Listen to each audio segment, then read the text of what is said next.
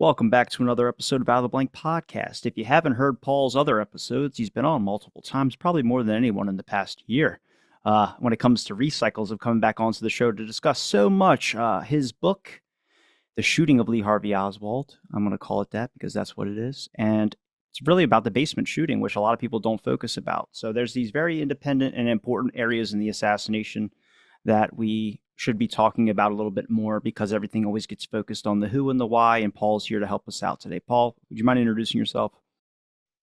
Yeah, hi Robbie, good to be with you again. And yeah, it's been a few shows now, so it's always a good conversation with you. So in October last year, I brought out my book, Death to Justice: The Shooting of Lee Harvey Oswald, and it was really, from what I can still gather, it's the most detailed book on the shooting of Lee Harvey Oswald in the basement of Dallas City Hall. That's sort of one of those events that got kind of, I wouldn't say lost in the weekend of November 22nd, but kind of just lost to history, I suppose. Everyone knows that Oswald was gunned down very suspiciously, and that's kind of where it was left off, really. So what I did was really draw down on the witness statements, and just found so many contradictions and little narratives, little stories, little statistics, if you like, about what the things that just really have just lain uncovered this whole time. So yeah, obviously brought it out in a book, and as I say in my book, it's really a starting point. I'm still continuing to work on that aspect of that weekend in November 22nd, and we've stayed in contact. And I think when I was on your last show, I touched on Jeremiah O'Leary. He was a reporter that was on assignment in Dallas from Washington that weekend, and I wrote about him in my book, but I really didn't want to kind of catch myself in a rabbit hole, so I kind of left him and a couple of dubious statements and accounts of his just with a bit of a question mark, and moved on. But like I say, I've continued to do a little bit of digging in and into his background and possibly other reasons why he was in Dallas, and it's led to a bit of another rabbit hole. We've covered individual segments about the basement shooting of Lee Harvey Oswald when it comes to how Ruby might have gotten into the basement, when it comes into interesting connections with a number of people that were in the basement, including the unidentified reporter that we still haven't been able to identify. So if anybody wants to go take a crack shot at that one. But we've always mentioned Jerry O'Leary a little bit throughout some of our discussions. Mostly you found his, I guess, statements interesting, and it wasn't until recently, going through the HSCA audio and video footage, I started finding Jeremiah O'Leary commenting on certain aspects of the case. And he purportedly calls himself a conspiracy theorist or someone that questions the official narrative.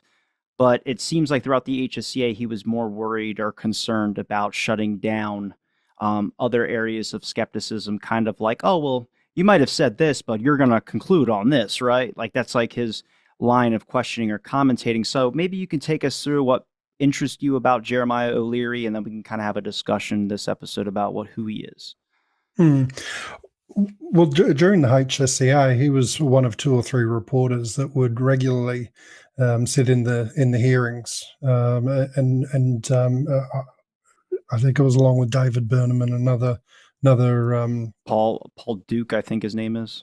Yeah, I think it was actually described as they would kind of snigger amongst themselves and kind of make fun of the proceedings and things that were being said. So just talking about the HSCA for sure, but what really kind of pricked my interest in terms of O'Leary was he seemed, and as I've found now, he was at the heart of a very dubious and completely convoluted story about three reporters seeing Lee Oswald get into the elevator up on the third floor at the start of his transfer, and somehow miraculously get down 4 flights of stairs that didn't run continuously down to the basement in time to be down there before Oswald even emerged out of the elevator.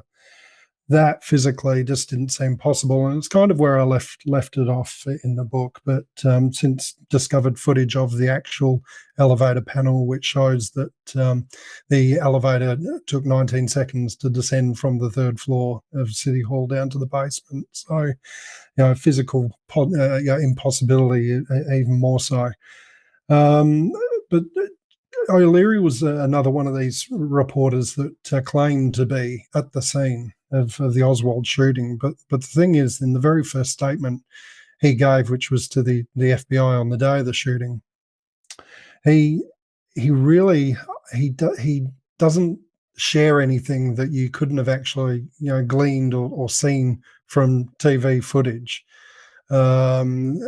Where he claimed to be standing just behind where Ruby emerged from. And from that position, he was able to describe him as a stout man who glided forward and shot Oswald all of a sudden.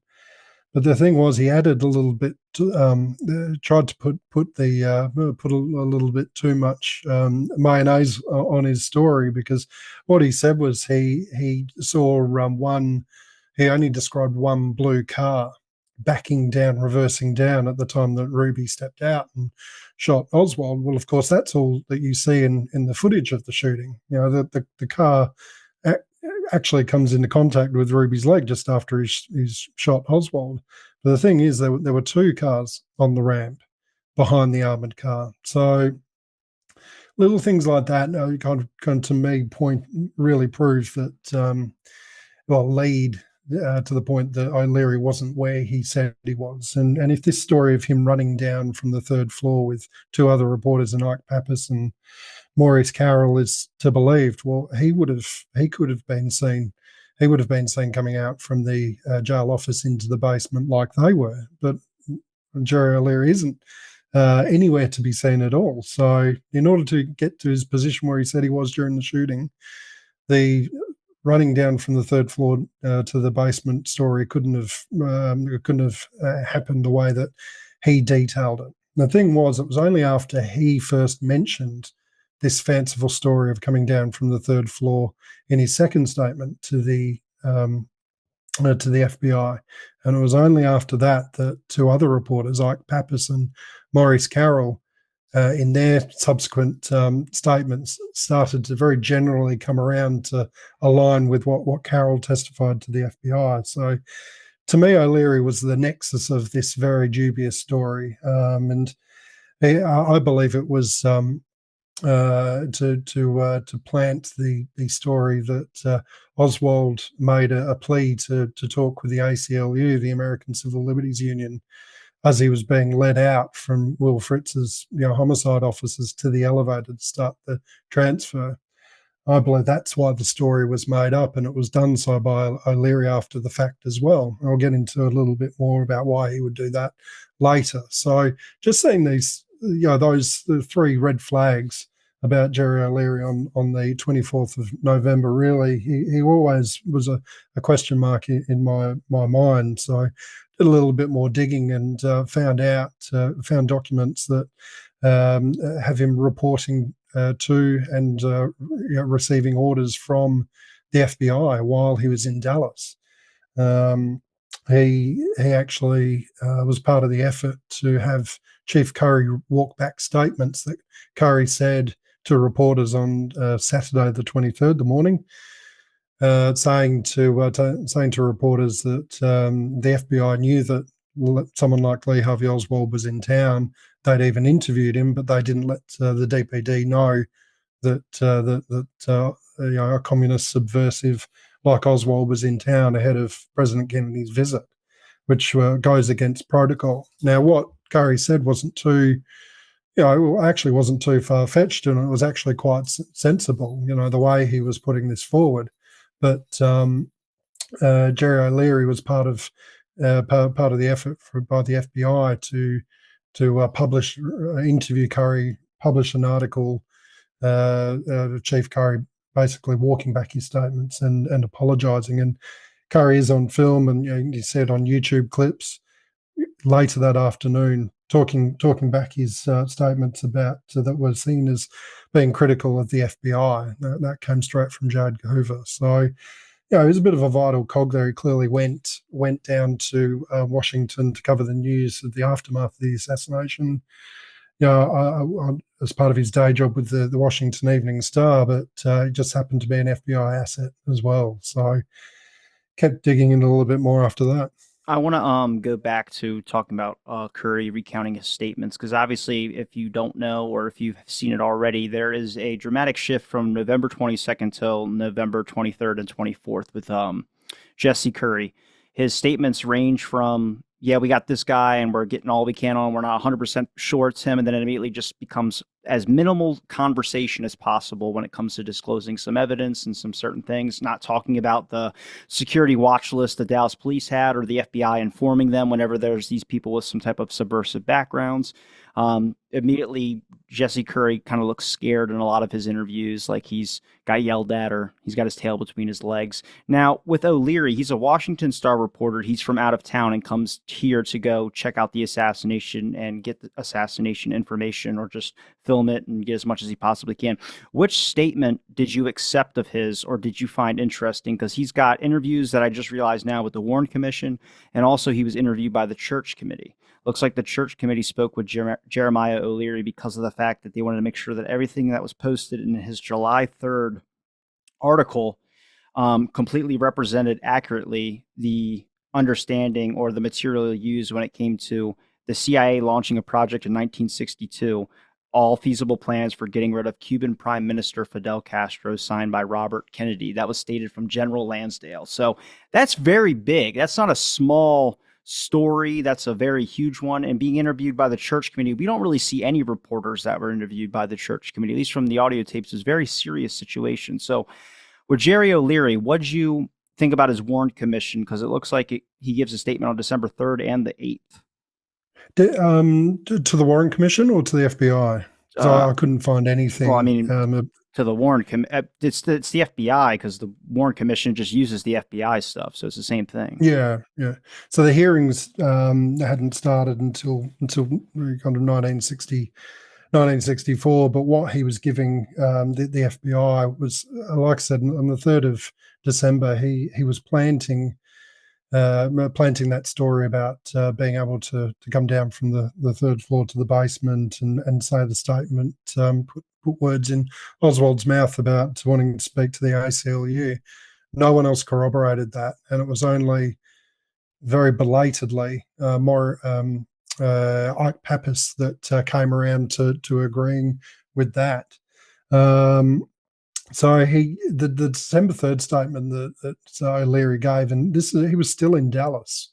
So this is well and truly, it's 10, 11 days after the assassination. So he was very busy in Dallas, not just on the weekend of the assassination, but he was covering the backyard photos of Oswald holding the rifle and the communist literature. He was with the police when they were making that discovery. He was reporting on Marina Oswald talking about the Walker shooting and implicating Oswald for that. He was really in the thick of it, and that's kind of a theme that really tracked on for O'Leary for the rest of the 60s at least. Arthur DeLoach and J. Edgar Hoover rated him very highly. He was definitely J. Edgar Hoover's one of his favourite reporters.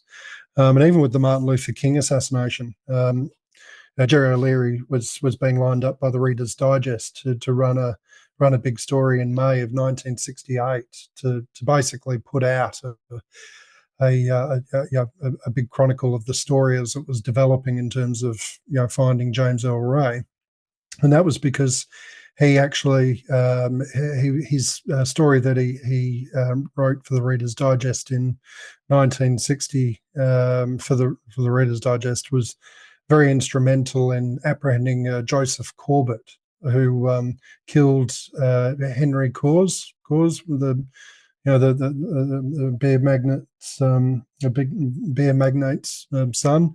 That was a very notorious case back in the early 60s, and the article that Jerry O'Leary wrote, and with help from FBI intelligence, was instrumental in in closing the case on that one. So Jerry O'Leary was being lined up to basically do the same for the Martin Luther King assassination. So he just had this uncanny knack of being where the stories were developing and breaking. And there's the kind of the next layer to O'Leary that I found was that he reported back to the FBI in that week that he was in Dallas that he met a CIA man in Dallas who was an unimpeachable source. And he didn't name him. That's all he referred to him as. And this source told O'Leary that Lee Harvey Oswald came back from Mexico City with $5,000 cash in early of that October. Obviously, the implication there being that he was contracted to do something. He was paid a sum to do something, and given what had just happened on November 22nd, the inference could have very easily been made that he was paid by either Soviets or Cubans to kill President Kennedy. So Jerry O'Leary got that story, and he was preparing to run with it, but he ran it past the FBI first, and they obviously sent it up the line to the State Department and even the White House, where the whole thing was just put on ice. He was told to not do anything more with it. Anyone that knew anything about what Jerry O'Leary had found out was sworn to secrecy. But the thing is, what O'Leary had found out ties very closely with some pre-prepared stories that we've since come to find out about that implicate Oswald as either a Cuban contracted assassin or a Soviet contracted assassin.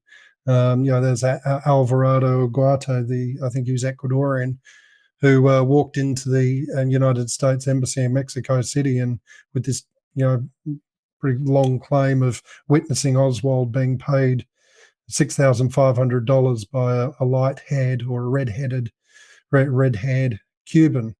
Now that wouldn't take too much to join up with the kind of story that was fed to Jerry O'Leary in Dallas. And you may know that someone like David Atlee Phillips was right in the middle of that whole scenario of having this propaganda ready to go to implicate Oswald, and obviously more so the Russians and or the Cubans. So I think O'Leary was either a witting or unwitting pawn in that little game as well. Do you believe that he was not an agent, but do you believe that he was an information source for the FBI, to kind of like Mockingbird in a way, where obviously there's all these different kind of theories you can have on Oswald, but if you got a reporter that's covering a story about Oswald's connections to Russia, maybe Cuban connections, even if your main official narrative does fall apart, you have that to lean back on. But one thing I'm noticing about one of his statements that he gave on December 3rd, it says that at about 9 p.m. November 22nd, 1963, O'Leary stepped out of the elevator on the third floor of the old building, Dallas City Hall, where he observed an individual he knows or now knows to be Jack L. Ruby, standing by the elevator giving out cards to the member of the press advertising his nightclub. Ruby was flashily dressed, including a sport coat and a felt hat. O'Leary knew immediately he was not a member of the press. He recalls seeing Ruby handing out one of his cards to Ike Pappas, an out-of-town correspondent. He does not recall where Pappas is from. At this time, there were a number of correspondents and representatives of other news media in the Dallas or in the City Hall, and he does not recall anyone asking for his identification as a member of the press. Now, there's back and forth statements on if they were collecting identification or not. In the basement, and Ruby apparently flashed something that said like a fake pass or something like that, or he was talking about he's part of some type of certain press thing, and that's kind of how he was able to be there. Now, do you find any problems with some of his statements? I mean, he talks about he observed no one standing guard or checking credentials, except that there were two detectives apparently standing guard outside the door to the homicide and robbery division of the Dallas Police Department. Now, that would match what Lavelle says, that the basement really wasn't secure until the 24th of the transfer. And it wasn't until around like 9 or 10, it was only for like an hour or two, was that he thought everything was secure, when we know in actuality it wasn't secure at all. Even that side door that we think that Jack Ruby got let in by Patrick Dean. So what do you find with his story? Do you see any differences that kind of go against the official narrative more when it comes to the Dallas police or certain reporters? I think pre 24th of November, O'Leary's accounts are all pretty even and stack up alongside other reporters. So that account that you were talking about, with that involved Ike Pappas and that interaction with Jack Ruby, that stands up. Jack Ruby was hustling for Carousel Club business. At the City Hall, he was giving out drinks cards and passes, and different times of the night. Sandwiches from a deli, and bottles of Coke and things like that. So Ruby was there, and there's absolutely no doubt about it. So O'Leary's account in that regard stands up.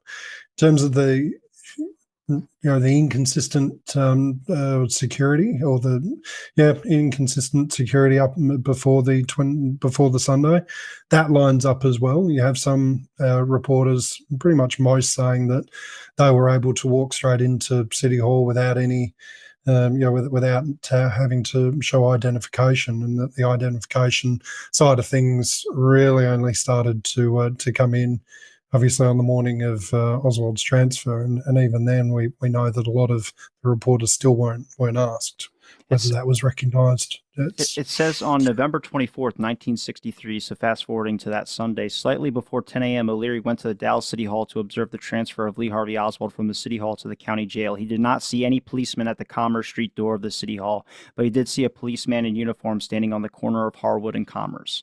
O'Leary entered on the first floor level of the building on the Commerce Street side and was not challenged or asked for identification. He went to the self-service elevator in the center and on the west side of the building and used the elevator to go to the third floor. As soon as he stepped off the elevator on the third floor of the building, he was challenged by a uniformed officer of the Dallas Police Department, and he exhibited his identification as a newspaper correspondent. At 10:20 a.m., he and 15 or so other representatives of news media gathered in the anteroom of the office of the chief of police and heard a few words from Chief Jesse Curry. Curry stated to the newsmen who had gathered that he could have moved Oswald the night before, but he did not want to double-cross you people, meaning representatives of the press. Someone in the group asked Curry if there had been any threats against Oswald, and Chief Curry answered in the affirmative, saying that threats had been made up against Oswald's life to the effect that Oswald would not arrive at the county jail alive. O'Leary recalled that he asked Chief Curry about security measures being taken, and Chief Curry stated that they were using an armored car. O'Leary asked him where they had obtained the armored car, and then Curry also stated, "We think we have enough men to handle it." Someone in the group asked asked Chief Curry how they're going to get Oswald down to the basement from the next page, fourth floor, and that they would be using the elevator. Is there anything with that, like the people that weren't on Commerce Street? Is that factual? Because don't we have accounts of people being sent out after checking the basement or checking if the basement was secure to head up onto Commerce Street and stand guard up there? Yeah, that's an interesting one, because the Commerce Street main entrance, there's no record that was ever sealed off or closed. The annex building, so the newer building next door to it, certainly was locked for the outer doors off Main Street and Commerce Street. But when I read O'Leary's statement, the one that you read just then, it certainly sounds like he was able to come and go from there. I know there are other people, like there was a Reverend Ray Rushing, I think was his name. Jack Revel brought him up to the HSCA, and I think at the time as well, that he reckoned that he was able to catch an elevator up to the third floor with Jack Ruby on the morning of the Oswald shooting. So little bits and pieces of that indicate that the Commerce Street main public entrance was unlocked. We'll certainly know that the stairs under the main entrance down to the basement and the sub-basement level were not secured at all, because the whole sub-basement, apart from one reserve officer standing in front of a door that led into a corner of the basement car park, that was the only security that whole level had. So really, arguably, no, Commerce Street into the main City Hall building wasn't secured even as late as then.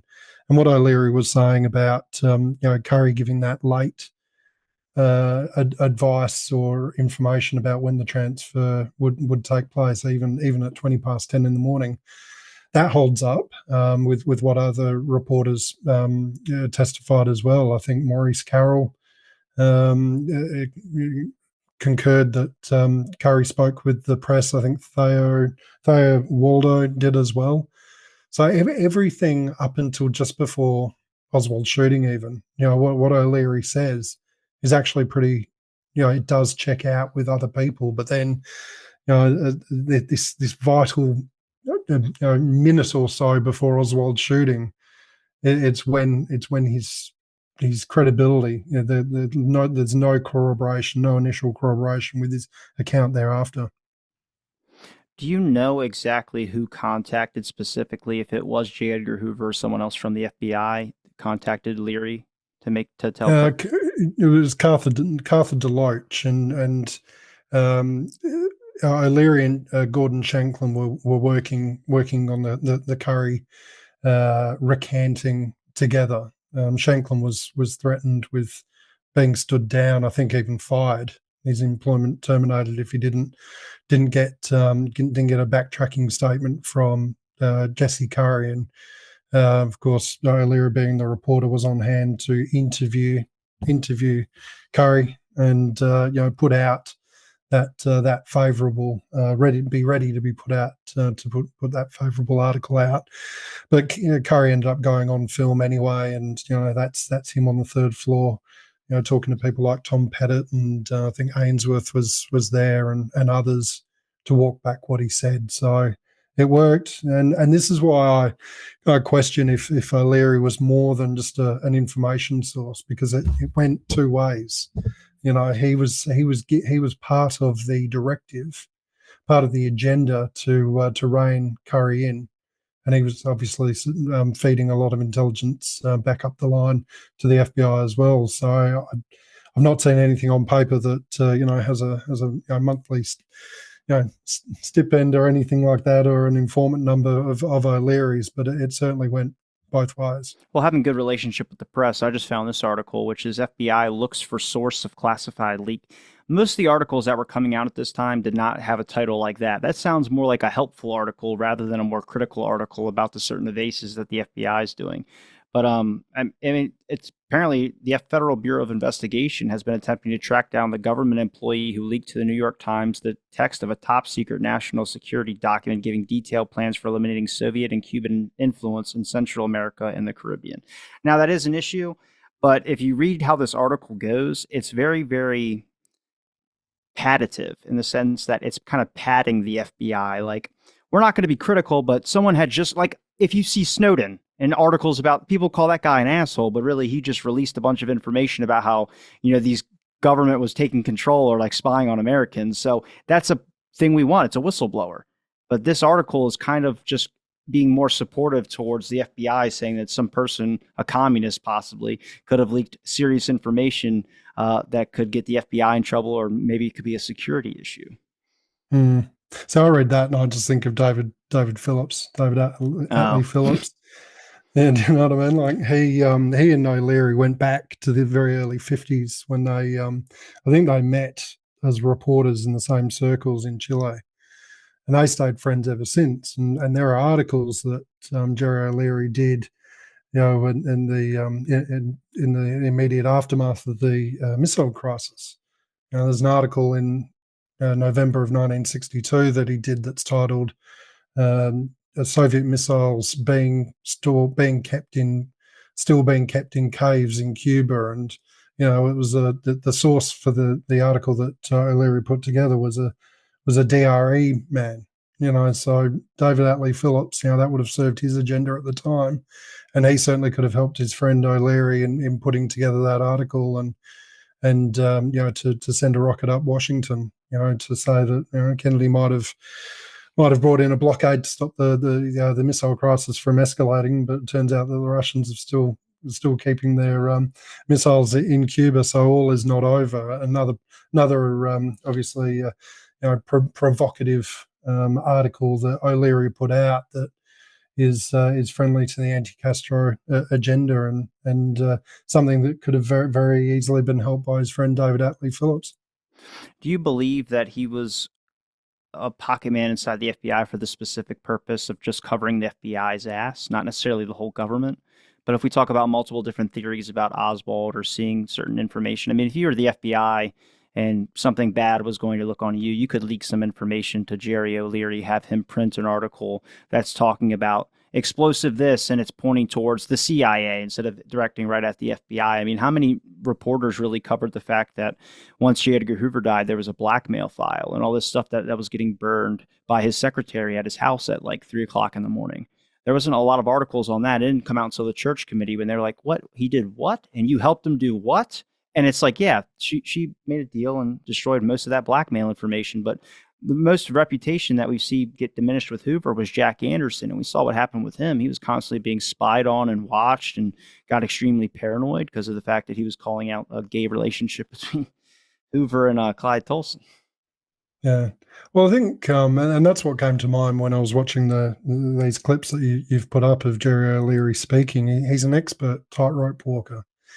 And I think that would have also applied with his work for the FBI. But he was also outed as a CIA asset for Operation Mockingbird. Carl Bernstein wrote an article in October of 1977, so right in the middle of the HSCA hearings, and before that report would come out, that Jerry O'Leary, Hal Hendricks, who is another familiar name, a media man in Miami, I think it was, who was also connected to David Atlee Phillips and also had stories about Oswald ready to go. Reporters were being directed to him to find out information about Oswald. So O'Leary was a CIA man as well, but I'm not able to find yet how far back that goes. He had that, like I said, that story about the missiles in the caves in Cuba, but is that just doing a solid for a friend, or was that a part of Mockingbird back then? Who knows? But I think he was probably more for the FBI. There's more evidence and more like you say, probably pro FBI stories that O'Leary did. So I think through and through, he was more on their side, if you like. Especially to be called to the church committee to talk about certain accepting or approval of assassination plots on Castro. If you are testifying, we're going to need to know where your sources are coming from. And I don't think they probably talked about their sources, or unless it was in an executive session. That just seems like he had to get his information from somewhere. That means that if we talk about the theory, or not theory, but the documents that we have that show that the Kennedy brothers signed off on the Castro assassination plots, but they didn't know that it got reapproved later. That was without their knowing. That was kind of left out, that the church committee had to dig and find. I do believe that they probably were okay with the first one, but then once relationships with Cuba started getting better, they decided not to re-sign up on it. But then someone had done it, like Helms. The order wasn't officially closed. Like that's his remark to it. It's the same thing with Sidney Gottlieb burning all this documentation. He was like, "Did you get the order from the president? Did you pass it down?" He goes, "I mean, they gave me the order, but I figured everybody got the order." I'm like, right. So you just didn't bother letting them know not to destroy the documents that we need to save for historical records to know what the hell you guys were doing. I want to play this of the HSCA because this was the first kind of interaction I had of Jerry O'Leary, and he's talking about HSCA commentary. I got a few clips I can play. Can you see it? Yeah, I got it. You felt about this morning's testimony? Does it tend to reinforce your faith in the Warren Commission report? Well, I never thought the Warren Commission could walk on water. But I do want to say that I think that what we've heard today is generally supportive of the Warren Commission's conclusion, and the FBI's conclusion, that the two bullets that struck the president came from behind him. The testimony and evidence today appear to me to remove for perhaps all time any of the multitude of theories that we have heard that there might have been another gunman on the grassy knoll or at some other location in Dealey Plaza, even though the discrepancies David notes are perfectly obvious now, only that the bullets came from behind the president, but perhaps from a higher angle than the Warren Commission was ready to credit. So they got critical on the Warren Commission towards the end there, only because David Lifton was sitting right beside him going, I don't know what the hell he's talking about. Like, there's all this doesn't match, this medical doesn't match, this medical doesn't match. And Jerry's like, well, I can't discount the discrepancies that David Lifton here says, but I think it'll prove in the end a logical conclusion that maybe the Warren He was Commission might have good, gotten wasn't one he? mistake. He covered his ass on that. That was really, He really was good. so good. There was, yeah. Because you're No, watching it, and at the time, I mean, if you weren't born when the Warren Commission did its stuff, you didn't know about Jeremiah O'Leary already. You have no background, so it just looks like a guy that said something like Dan Rather saying the head violently goes forward. I mean, you're just speaking out of your ass because we can all see the footage now. You know what I mean? So I'll play this one with David Lifton real quick. Hold on, this is actually, yeah. Conclusions today, even though the discrepancies David notes are perfectly obvious now, strongly indicates that not only that the bullets came from behind the president, but perhaps from a higher angle than the Warren Commission was ready to credit. David, do you accept that conclusion that the bullets came from behind on the basis of today's testimony? Well, if the materials are authentic, and if there is no inauthenticity connected with this autopsy protocol, Well, let's assume that for the moment. Then there cannot be shots from the front. That is true. On the other hand, I think one of the tail end of the testimony, we heard that the cerebellum was not injured. Well, at Parkland Hospital, the doctor cerebellum said would be the lower at the bottom part of the the back brain. of the head. Right. Doctors at Parkland Hospital said the cerebellum protruded through the wound, and cerebellar tissue was scattered around. These are dramatic inconsistencies. Now, we have a lot of questions about what happened at Parkland Hospital still that really haven't been resolved. So David Lifton, I want to play one more with him just because he did such a great job in all this. That the doctors at Parkland Hospital in Dallas did not turn the president's body over and never even saw that there was a back wound. That's true, they did not. However, the nurses who washed the body made no mention of any such wound either. And there were nurses who washed the body and they had to cut away the clothing. But it is true that the doctors did not turn him over. Is that sort of accepted practice that in examining admittedly it's the President of the United States, it was a crucial, undoubtedly nervous-making moment. It does seem extraordinary that the president's whole body was not inspected. Well, no, I find it reasonable that the president's whole body was not inspected by the doctors because their testimony is implicit in their testimony is that they just left the room silently when he was pronounced dead. What I don't understand is that the doctors, the nurses and the staff that washed the body and cut away the clothing would not mention to the doctors who they have lunch with every day if they saw wounds that the autopsy doctors say are there. That's the problem. So one thing with Jeremiah O'Leary, obviously, thank God David Lifton's right there. I'll play the clips a little bit later on, but he's speaking with Richardson Pryor, who was the head of the HSCA. He was a member on the panel, but his specific role was being in charge of the subcommittee to investigate JFK's assassination, while other members investigated the MLK and RFK type stuff. Which was interesting to me is that he's giving like this whole thing about talking about conclusions that this new acoustic evidence could come out. This is like at the ending when the acoustic evidence is already shown. All they have to do is wait for the guy who mainly did it, Dr. Barger. He's going to come out and give his statement. So they're speaking right before that. And he's literally saying, I mean, logically, I mean, is it a coincidence that there's this and there could have been a shot from here or something like that? But I mean, could it be possible that there were two lone nuts that just happened to shoot upon Kennedy? He goes, if you ask me to think, what's the common sense or what's the conspiratorial one, I think all the evidence starts to share that there was probably a conspiratorial nature here. And then Jeremiah Leary just goes, yeah, but you can just, if you weren't going to include that in your report, you could write, separately aside. And he's like already discounting it. He just did it here with the whole HSCA's acoustic evidence. This is right when they said we have new evidence at the ending of the HSCA hearing. We have new evidence to introduce into the case that is going to show you that it is going to be a conspiracy or that there is a large amount of evidence to support a shot from the grassy knoll. He's already making statements saying that I never thought the Warren Commission could trek what? What do you mean? You supported the Warren Commission's official version. No.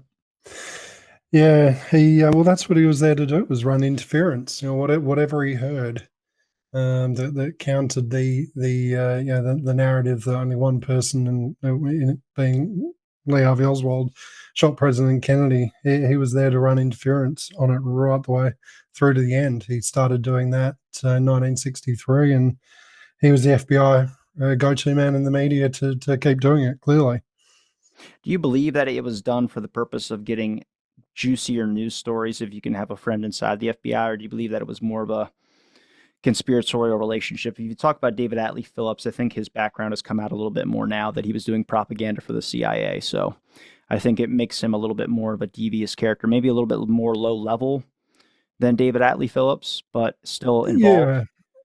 Yeah, I think so. Yeah, he was. So O'Leary's background was he started his career with the Washington Evening Star, and then World War II came up, and he went away and served in the Marines. When World War II finished, he stayed in the Marines as a reserve, and even right the way up until at least the HSCA around about that time in the late 70s, he was a reserve colonel in the US Marines. So, this is a battle hardened, still an incredibly well connected man within, within the armed forces that also happened to still be a reporter, with one of the biggest papers at the time in Washington, and had all these connections both within the FBI and the CIA. Makes him a very, very compelling figure. And he used his connections in the Marines as well. With one example, when it came to Oswald, he interviewed John Donovan, who was Oswald's superior officer when they were in the Marines together. And the story that O'Leary ran after this interview with Donovan was that Oswald was a troublesome loner, and this was in very, very early December. After the assassination. So I think the way it played out with O'Leary was he was a useful asset in the media that was well connected in intelligence. I think he was used by intelligence to originally float the story of either the Russians or the Cubans were behind the assassination. And Peter Dale Scott, I'm not sure if you're aware of this, in his book, came up with the phase 1 and phase 2 theory of the cover-up. And I think O'Leary, if that was the case, and it certainly makes sense, O'Leary was right in the middle of it, and was probably a live example of someone being in the thick of that. Phase 1 being that they had all these pre-prepared stories ready to deploy on Oswald the minute that. As soon as President Kennedy was assassinated, and then phase 2 was swinging back to just lumping it all on Oswald as the lone nut, and that's exactly what happened.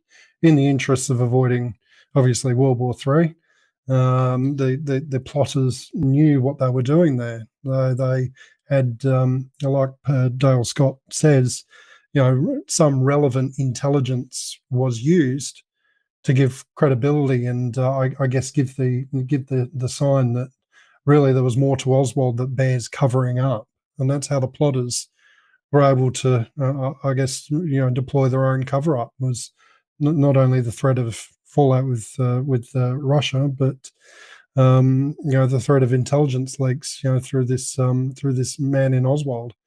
That had been thoroughly set up. So I think O'Leary was right in the middle of that.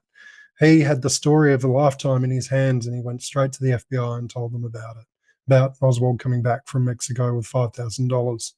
If he ran that story at the time, that weekend, it would have been the biggest scoop. And God knows what would have come from it. What reporter... But he soon...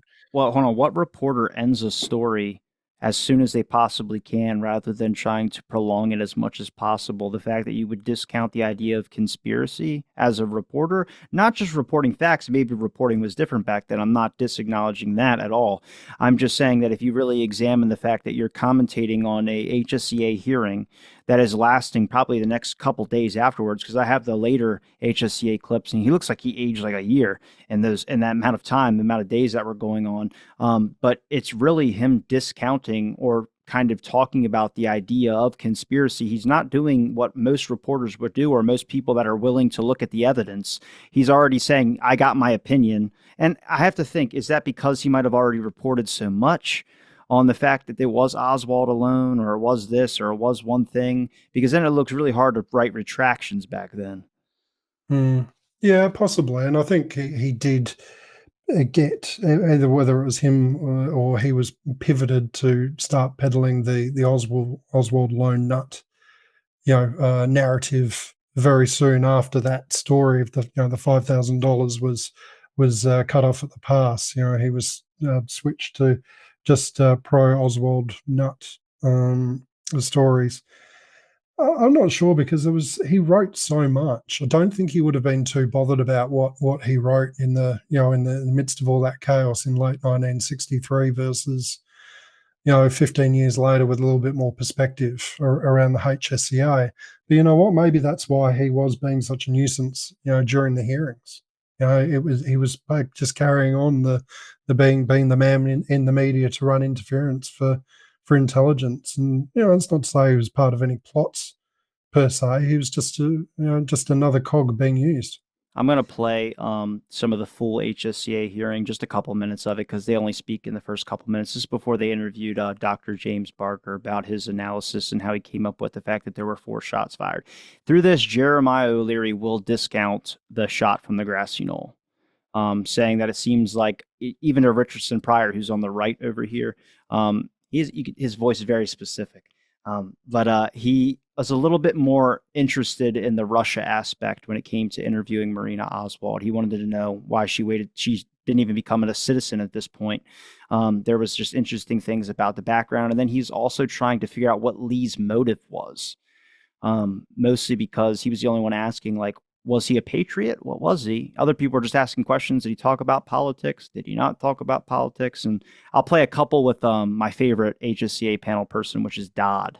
Dude, this guy, I've had so many people comment, interviewer sounds like an asshole. I'm like, dude, because at this point now, they're like 5 days in, and she keeps saying, I don't recall, but she was more than happy to make speculation and random statements to the FBI, the Secret Service, and then also publish it in her book. So it's like, for them, her saying, I don't remember, he's just like, you're going to remember. Like, it's going to happen. I'm not going to stop getting off this question until you give me an answer. She's like, I speak to my lawyer. You can, but I'm going to ask you the same question. So I'll play this real quick. To turn now to one of the committee members, because we were just talking a moment ago and suggesting that there was a certain skepticism that was evident this morning.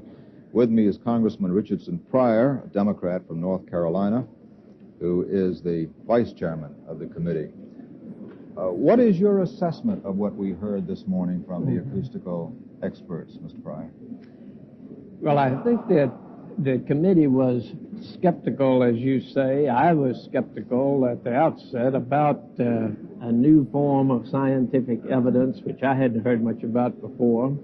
I asked one question, which I hope to follow up with Dr. Barger this afternoon, as to whether this sort of evidence has ever been admitted in a courtroom, for example, whether it's received the legal imprimatur of respectability. I must say that testimony was quite impressive to me in that it seemed to depend on simple principles of mathematics, common sense, and not on any interpretation of evidence. For as much as we discount the acoustics. Objective factors. So that I think their evidence is pretty strong, which would tend to show 2 shooters. I overheard the last part of your conversation with Mr. O'Leary. If you have 2 people shooting, and the evidence on that, there's not an awful lot of evidence to corroborate that, as he said, but the next question is, does that make it a conspiracy?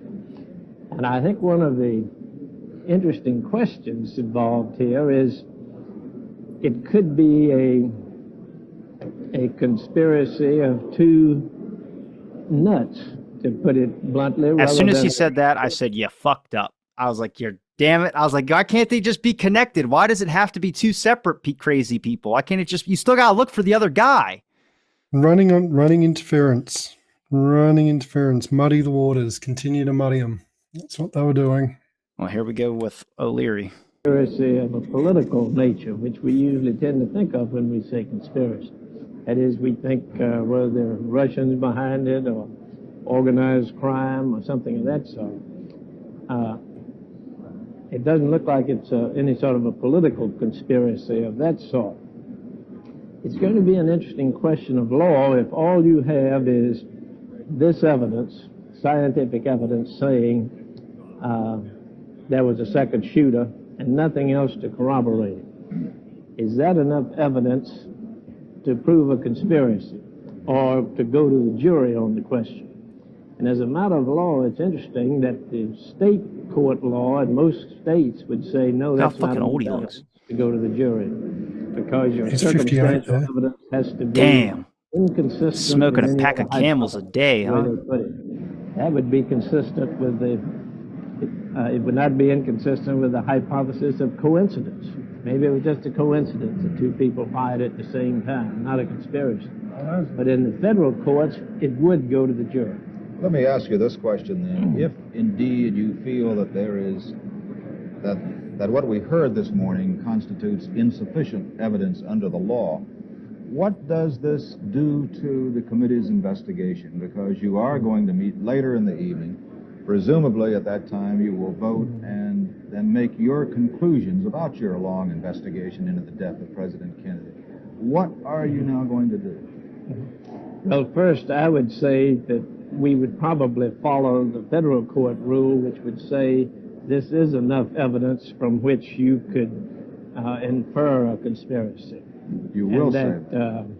That is just my guess. But I would think that if you say, is it a coincidence or is it a conspiracy, common sense, I think, helps load it on the side of a conspiracy. It seems. Hey, there we go. Got there. People were there firing at the same time with the president, entirely separate from each other. But then that gets into the question you ask, if it is a conspiracy, who is involved, and does that change all of our report? Our report originally had spent a great deal of time on the subject of conspiracy. And I think on that, we will be dealing with the 5 major areas. Was it the Soviet Union? Was it Cuba? Was it organized crime? Was it CIA and FBI? They forgot Woody Harrelson. Many Castro or pro-Castro Cuban groups. And his I brother. think we're going to make recommendations on that, which will probably will find most of those large Here comes groups Leary up here. innocent of any sort of complicity, but might leave open a narrow window of some individuals within, say, organized crime or within those groups that could be involved. You don't have to. There's the money shot. I don't suppose the findings of the acoustics experts, so long as you refer to it in your final report. But don't you also have the prerogative of sending the entire committee report to the Justice Department for follow-up and prosecution of anyone who may be found culpable? Yes, right. And I would think that all of the matters that we haven't been able to resolve... Who the fuck's part of the chair here? Why is Jeremiah O'Leary giving advice to the guy who's head of the council? Probably... Well-connected man. Aspect of Walking a justice tightrope. follow up on. Does it trouble you at all that some of the evidence that these scientists produced today is based on what one member called test tube analysis in New York, which is quite a distance removed from Dallas, and where, however close facsimile of Dallas they selected, that the acoustical conditions might not have been the same? Well, I think that was evidence not necessarily relating to the time of echoes and that sort of thing at Dallas, but was related to whether the microphone and whether the motorcycle would present certain curves because of the windshield effect and so forth. I would have to agree with you that from a courtroom point of view, a lot of that match wouldn't be accepted as being very exact. It seems to me they made some assumptions. One, that there was a shot from the grassy knoll. Two, that the motorcycle was in a certain position. And starting with those two quantities as chiseled in stone, everything else was made to fit. That seemed to me to be slightly troublesome to at least some of the committee. Mm-hmm. Well, leading questions. Yeah, what I'm saying here is like, well, how the fuck are you going to tell him? It seems like some of the committee has that issue. It's like he's part of the committee. Like he knows what the issues are in the committee. Jeremiah O'Leary's not. He's suggesting things and making, obviously Pryor doesn't want to be labeled a conspiracy theorist. I don't think anybody did at the time, but you can see him backpatting or trying to carefully step where he's talking about. But throughout most of the HSCA testimony, he definitely was more on the side of conspiracy. He didn't agree with the rifle shots. I think the one that had the biggest problem with it was Robert Edgar of Pennsylvania. And then a lot of people were very focused on the statements Marina gave. Like I said, her lying back and forth and conclusions on things did not make any sense. Pryor was a little upset with that as well. But you could definitely see with Leary there, he's asking certain questions where you're kind of like, aren't you supposed to be like, what? You should be asking what ifs, not dismissing certain. He's literally backtracking everything Richard Pryor just said in the whole statement. He was a government man through and through. That's why.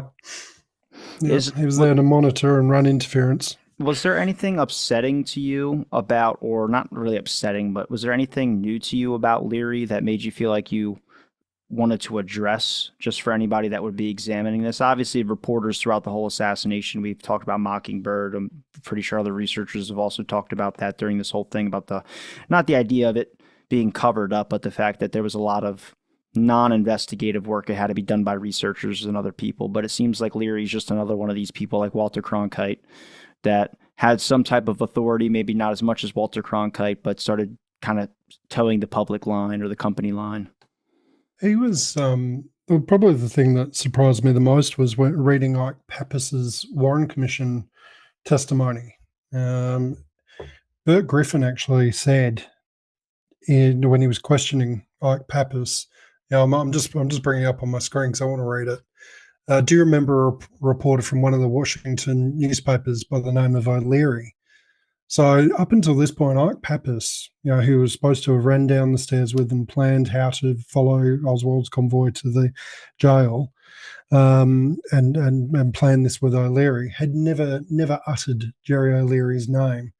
First time he heard it on record, or when it was said around him, was by Bert Griffin of the Warren Commission. So there's another reference to O'Leary in the questioning. We've I ask you this particular question in terms of if he's remembered someone by the name of Jerry O'Leary, because I, in talking with O'Leary, had the recollection that he met Ruby with you on the third floor of the Dallas Police Department.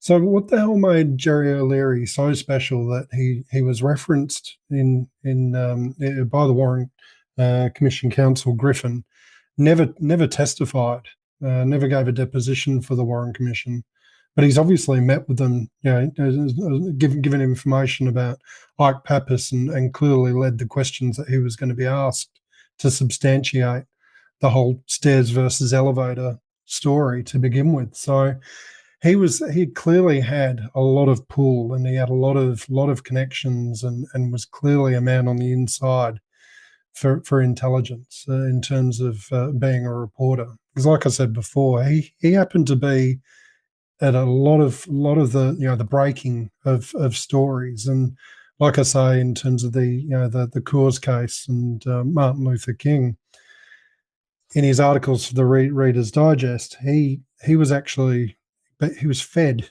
FBI intelligence to disseminate out through his stories, to help with their investigation, as Hoover and Deloach put it. But just how well connected this guy was, and how much at the center of not just the weekend of November 22nd, but the subsequent railroading of Oswald, and just to seeing him flip-flopping like that 14, 15 years later to, still try and play both sides is pretty entertaining, to be honest. But the question is that was he a reporter up to the end? If he retired or something, I could see where he would backtrack on some of his statements. You don't need the FBI connection anymore. Yeah, well, he stayed with the Washington Evening Star until it folded, and then he went over he actually joined the Reagan administration, I think, as the defense secretary's press secretary, William Clark. He wasn't in that position for long because he joined, I think it was the Washington Post, and was the White House correspondent for, I think, for at least for the rest of Reagan's second term as president. And he died in 1993. O'Leary. So he stepped away from media, but obviously was still in it. Just planted at the White House for a lot of the Reagan administration. So a career journalist, and God knows what he was pulling, getting up to in terms of his posting at the White House. But that article that you brought up in 1983, I think that's probably the last thing that he wrote that might have anything to do with the early 60s, the whole Castro Cuba situation, of course, and around that time the Kennedy assassination. But he was well regarded and quite active, and for the rest of his days, he got away with it. Before we hit up on a wrapping point on Jeremiah Leary, I want to play these because this guy's still alive, first of all. He's part of the HSCA. He was young at the time when he asked the questions to Marina, but he's Congressman Dodd. He's still running. He's got an active Twitter profile and everything. But he asked some of the best questions only because he comes off like an asshole during these interviews. But just for context, this is a few days of interviewing Marina, and it's constantly the I don't remember, I don't recall, and then she speculates on certain things when really they just want... He asked her a very simple question. In your opinion, do you think Lee Harvey Oswald shot the president?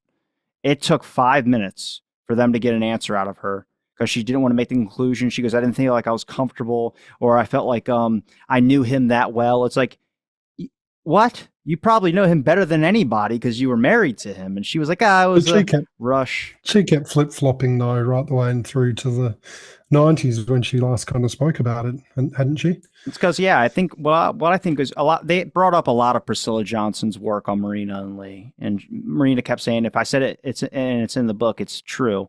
But then she couldn't recall any of the things that she said. Where I was like, "Did you see an agent stalking you guys at a train station in Minsk?" You said that to Priscilla Johnson. It's on page 196, and then she was like, "I don't recall." You don't recall if an agent was stalking you at a bus stop. So you can get Dodd's kind of pissed off in this clip. You said that you could not state as an opinion as to whether Lee Oswald assassinated President Kennedy. As I understand it, you testified that you believed that Lee Oswald attempted to assassinate General Walker.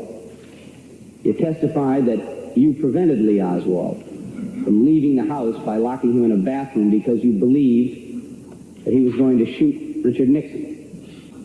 And in answering the question as to whether Lee Oswald could have worked with an accomplice, you stated that although you weren't a psychiatrist, you knew him very well and could say that what he might and might not do.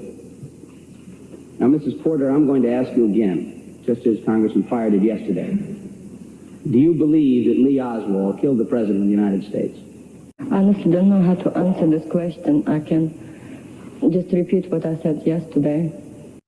And what she said yesterday, I don't know. I'm not in position to make statements to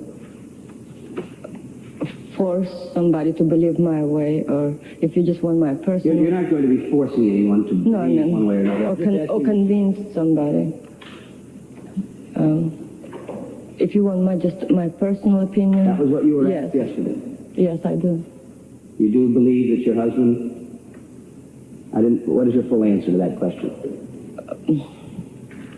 Yes, I do believe that the man was capable of doing such a crime.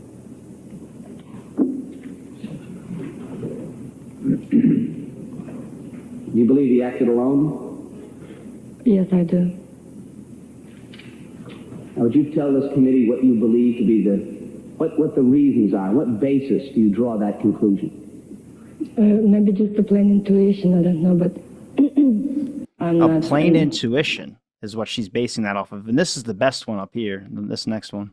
I did not claim that I knew man very well, but whatever portion of his life that I share with him, I came to a conclusion that or not conclusion, but at least I do not believe that Lee will trust and confide in someone. I'm sorry, I didn't hear your last statement there. You didn't? I do not believe that he will confide in somebody. He wasn't that open of a person. Is what you're telling the committee? Only from what I know. I understand that. Is what you're telling the committee that as a result of having lived with this man for 4 years, I don't believe it was that long. well, 3 years, whatever the period of time was there, that you knew him well, knew him better probably than any other human being? I don't know. And that as a result of your knowledge of him, is it on that basis in which you draw the conclusion? Yes, sir. She doesn't know him that well. And then here's the best part. Knew him well, knew him better probably than any other human being. I don't know.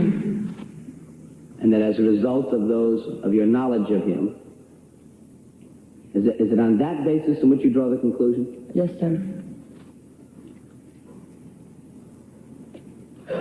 Are you aware or do you have any knowledge of the fact that Lee Oswald attempted suicide at any point in his life? I did not know when we were married. I found out about that later. How much later did you find out? After the assassination. After the assassination? Yes. You never noticed any scars on his wrists? Yes, I did know this guy. Did you ask him about them? Yes. And what was his response to you? He didn't want to talk about it. He said it was something in his childhood he rather not to talk about. Were you suspicious of the fact that he may have attempted suicide? No. Dysfunctional as hell for a relationship. I'll play one more for you because it's Harold Ford Sr., which to me is just funny as shit. Mostly because he's like, why the hell should we believe you now? Like, it's just not, doesn't make any, everybody's getting pissed off. Mrs. Porter, you've told so many different versions of this period for various reasons. To protect Lee, to protect yourself, to keep from being sent back to the USSR, because of fear or strong emotions. I want to ask now, are you sure that at this point you're really clear on these facts? Have your many stories confused you as well as the American people? The question is so long, it's not easy to answer. Well, let me just ask it to you in parts then. At what point are we to believe what you're saying before this committee? Well, may I consult with my attorney, please? Yes. And she ends up consulting with her lawyer and stuff like that. And then it ends up time's limited. So he's like, time's up, Chairman. Again, you hear that. And if you're thinking from the side that, oh my God, Marina was forced to have these answers and stuff like that, that's not entirely true. There is a bit of coercion and losing or being deported and her having her kids being taken away from her. But she made statements to the FBI that were different, the Secret Service that were different, and then a bunch of off statements to Priscilla Johnson, where she made a lot of money off that book. And that was a problem for the HSCA. So I'm actually happy that some of these questions came to that. I'm happy that guy has a Southern accent, because if you hear him talk about the umbrella man, he goes, how many umbrellas do you own? And it's just the funniest thing. That was good. So obviously without this whole case, there's a lot of things that were going on during the HSCA that are kind of good questions that were asked. There are problems with certain things. If we wouldn't have had David Lifton next to Jerry O'Leary, we probably would have gotten a complete dismissal of the new evidence going to be brought in. The fact that, there was the Humes destroyed his notes. That was brought up by David Lifton, and then Jerry O'Leary went silent because he didn't know that. So a lot of issues and a lot of things were just saying the HSA should get another look through. But Paul, you've given me enough of your time. Is there anything you want to wrap on when it comes to Jerry O'Leary as a summarization for anybody out there listening? And I'd just say, so Jerry O'Leary's not, been hidden all this time. Jeff Morley wrote about him in Our Man in Mexico. Gerald McKnight writes about him in Breach of Trust. So he is obviously a well-known figure, in terms of journalism back in the day. But just through being a little bit more, going through an aspect of the assassination with a little bit more forensic detail, we've been able to bring a character like this, who was in the middle of so much, back then, and as we've seen right the way up until the HSCA, towing some kind of line, to interfere with the truth coming out. We can still uncover these new characters and look at them with all the perspective that we have, and now with however many files have been released, and hopefully more to come out, we can still piece together a lot of the puzzle pieces. So I'd recommend to anyone, if there's any one particular aspect of the assassination, or any particular topic that you're interested in, really drill down into it, really focus in on it, because there is a lot out there, and you never know what you might be able to find and bring to light, and obviously get the I guess the quest for truth continuing on.